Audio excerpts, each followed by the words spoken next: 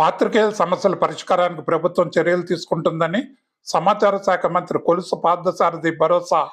Andhra Pradesh working జర్నలిస్టుల సమీక్ష APWJF రాష్ట్ర కమిటీ పిలుపు మేరకు నిర్వహించిన చలో విజయవాడ కార్యక్రమం విజయవంతమైంది.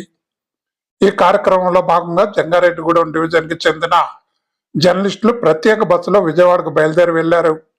జంగారెడ్డిగూడెం, బుట్టాయిగూడెం, జీలిగిమిల్లి, వేలేరుపాడు, చింతలపూడి మండలాలకు చెందిన మీడియా ప్రతినిధులు ఈ కార్యక్రమంలో పాల్గొన్నారు.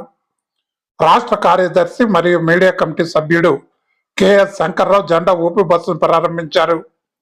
ఈ సందర్భంగా ఆయన మాట్లాడుతూ, ప్రభుత్వాలు మారుతున్నా, సంవత్సరాలు గడుస్తున్నా జర్నలిస్టుల సమస్యలు మాత్రం పరిష్కారం కావడం లేదని ఆవేదన వ్యక్తం చేశారు.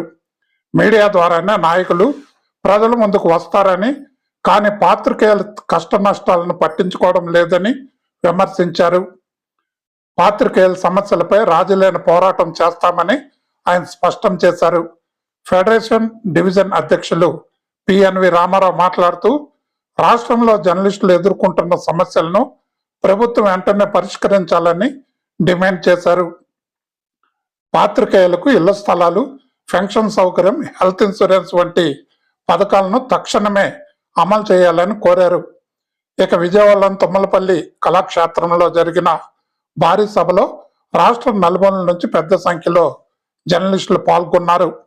రాష్ట్ర అధ్యక్షులు వెంకట్రావు అధ్యక్షతన జరిగిన ఈ సభలో రాష్ట్ర కార్యదర్శి జి ఆంజనేయులు జర్నలిస్టుల సమస్యలను విపులంగా వివరించారు. పెన్షన్ సదుపాయం కల్పించడం, ఇళ్ల స్థలాలు ఇవ్వడం, మెడికల్ ఇన్సూరెన్స్ ను సమయానికి రెన్యువల్ చేయడం వంటి మొత్తం 15 డిమాండ్లను మంత్రి ముందు ఉంచారు. ఈ సందర్భంగా మాట్లాడిన సమాచార శాఖ మంత్రి కొలుసు పార్థసారథి, జర్నలిస్టుల సమస్యలను సానుకూలంగా పరిశీలిస్తామని, ముఖ్యమంత్రితో చర్చించి తగిన నిర్ణయం తీసుకుంటామని హామీ ఇచ్చారు. దాని మీద ఒక నిర్దిష్టమైన నిర్ణయం తీసుకోవాలి. అది నేను మా ముఖ్యమంత్రి గారి సూచనలతో, వారి ఆమోదంతో తప్పకుండా తీసుకుంటాను. నా వంతుగా మీ తరపున నేను మాట్లాడి ముఖ్యమంత్రి గారికి పాజిటివ్గా మీ డిమాండ్స్ మీద తీసుకెళ్తాను.